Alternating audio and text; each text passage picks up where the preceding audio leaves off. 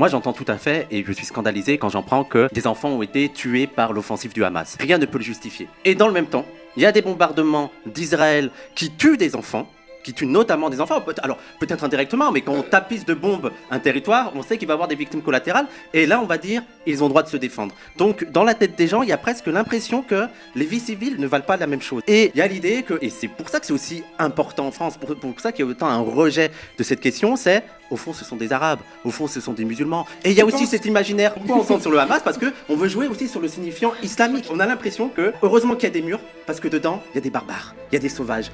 Ils ont des couteaux entre des dents, ils vont assassiner tout le monde. Ouais, la question de l'ensauvagement, si vous voulez, moi je veux bien y aller dessus. Parce que moi je pense que la colonisation, ça aliène le colonisé et le colon. Les deux perdent leur humanité. Maintenant, si tu me dis qu'il y a des barbares, des sauvages dans ce mur, comment ils sont devenus barbares? Quelle est l'explication? Ils sont nés barbares, c'est leur culture, ou il y a un processus qui fait qu'ils ont perdu leur humanité?